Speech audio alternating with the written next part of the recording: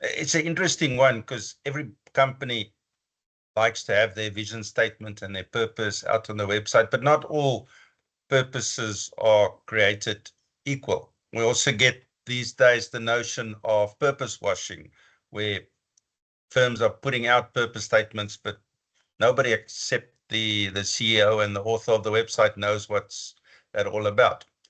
Why do we, from the Maturity Institute, consider the purpose a key question and the first one? Because I'm assuming that when you set this thing up, the first question does appear to be, in my mind, the most important question. Yes, and it is. Purpose is really talking about, the underlying reason why a company exists. Why is it there? Who is the company? What is it for? It's talking to something, really very important.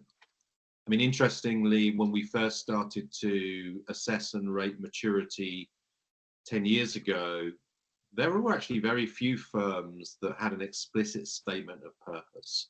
They tended to talk about what they did rather than who they were and what they were trying to achieve. And ultimately, the purpose of most organizations was clear in the sense that it would default to a purpose around financial return or shareholder value. So, we're here to deliver shareholder value was a common theme which emerged from most companies and still does today. Over the last 10 years, we've had a real explosion of purpose, and companies have felt the need to set out their own purpose a lot more explicitly. And that hasn't necessarily reflected in a change in the underlying business model. And so we want to tease out whether a company, it has a purpose which actually makes a difference, is real, is meaningful, and ultimately, says something about the company which is important in terms of how it manages its whole human system. So I guess, the starting point for us is we look at purpose essentially in a couple of ways.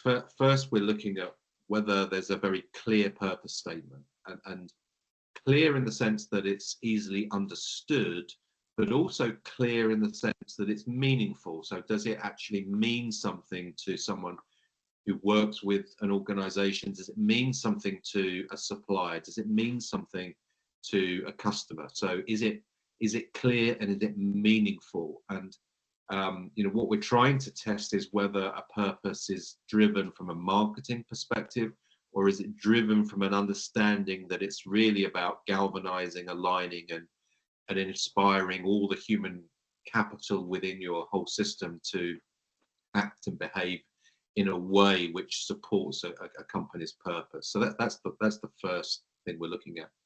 The second thing is, as you've said, is to what extent is a purpose about delivering value to a company's stakeholders, or ultimately to making a contribution to society. And we do that because the more meaningful a purpose is in generating true stakeholder or societal value, the more it is likely to inspire and motivate people to expend more effort, discretionary effort, more collaboration, more trust, better quality work, all the kind of things which a company says is important to its long-term sustainability through realizing human potential. So they're the two ways that we consider purpose. The discretionary effort is the particular important part. I think Hamill in his research found that 75% of a firm's competitive advantage is from discretionary effort. The other 25 is just your discipline, showing up, keeping to the standards, working hard, keeping that. But that's only 25%. The magic is in the 75%, which is discretionary. And that doesn't just come from having rules, and it's about that human element, which is what all our work is about. It's about the human factor. Yeah, and I think that's a, I guess if you boil it down into very simplistic terms, if you're being paid to turn up to generate value for shareholders, that's not necessarily particularly inspiring. If you're turning up to make a really positive contribution to your customers, your clients, local communities, and wider society, then the way you feel about work is very, is likely to be very different. You're not just doing a job to get paid, you're doing a job to make a difference. And that's extremely powerful. And you can imagine you multiply that across your whole workforce, but then you multiply that in terms of your suppliers and everybody else that's connected to your organization. And the power of that is huge. Hamill may have put the number 75% to it. It may be a lot smaller than that. It may be broadly accurate. The important thing is it's material to the performance and value capabilities of an organization. I often use the example of the slaves in Egypt building the pyramid. So if you imagine all the slaves pulling heaps of stones, how engaged are they? Yeah, typical corporate engagement with sticks and carrots. I'm not sure how engaged and passionate the slaves were pulling the rocks, but if you turn that scenario into the exact same people pushing and pulling the rocks to maybe build a wall to defend the country, or maybe build a dike in Amsterdam to protect the country from the sea rushing in. Same job, but total different engagement and attitude and even well-being. Because I'm sure the mental health of the slaves weren't particularly up there. Yeah, I mean, and that's really important. I mean, we're and in assessing purpose, it maybe, it seems to a lot of people that trying to score and rate purpose is difficult, but actually we use a particular standard we apply to assessing and rating purpose. So yeah, we're looking at clarity, we're looking at meaning, but we're also we're trying to boil it down into the kind of value which the organization is trying to create. And the way we frame it is that if the purpose of an organization aligns with the idea that we're trying to create the best quality products or services, we're trying to do it as efficiently as possible, we're trying to manage out harm, but we're also trying to create the best possible benefits for societal stakeholders. That gives us a nice kind of standard around which to measure and assess a company's purpose. And when we do that, it actually allows us to examine and evaluate a purpose statement very, very clearly. So we're holding that company very, very, very close to that standard. I'll give you a simple example.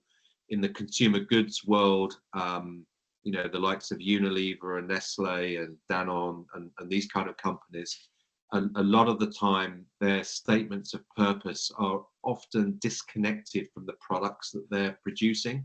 So you might be making mayonnaise, but the purpose attached to you making mayonnaise might be to reduce food waste, and that was true for one of those major consumer goods firms. So the purpose of making the mayonnaise wasn't to make the best quality mayonnaise as sustainably as possible, managing out any negative impact, and making sure that the mayonnaise was produced as well as possible for the customers and consumers at the end point. And so what you had was a disconnected purpose or mission. It wasn't about the product itself. It was something different, and that's true of many organizations. So if you look at legal firms, law firms, for example, and you talk about stakeholder value and purpose, they tend to look at pro bono work or work they're doing in the community, the stuff that they're doing for free in a good cause, rather than the nature and quality of the legal services that they're providing. So what we're trying to do is align corporate purpose very much with the purpose attached to the producing products or the delivery of services. And the reason why we have the purpose statement, often firms, the counter argument sometimes I've heard is, but it doesn't really matter, it doesn't affect us. But why are you doing it in the first place? If it really doesn't matter in your mind, why are you doing it in the first place? So it does matter. I think you've made a clear case on why it matters, and how we go about measuring it. Yeah, and I think that's exactly right. You can feel that purpose statements are, flim flam or like fluffy things, but actually, the reason it's the first question in any maturity analysis, it tells us something very important about the organization. And if there isn't a clear statement of purpose, a clear statement of intent about, what we're trying to achieve, who we are as an organization, then you will have a purpose, and the purpose tends to be the kind of value that you're trying to create. And as I said at the start, that tends to end up generally being financial value. And so if you don't proactively go about telling your own workforce, telling your own organization, and telling the outside world who you are and what you're trying to achieve, you will have a purpose, but it would tend to be, the purpose will be the kind of value that you're trying to create. And as I said, in the absence of very clear purpose statements, which existed for most organizations we looked at 10 years ago, we could see what the purpose was in understanding the kind of value that they were trying to create. And ultimately, that boiled down to shareholders. So coming back to your example of Egypt, slaves were creating value for pharaohs, right? It was about the benefit of the pharaoh. It wasn't about the benefit for the people of Egypt per se. And if you can understand that distinction, you can start to see the importance and power of purpose. Thank you, Stuart. Thank you.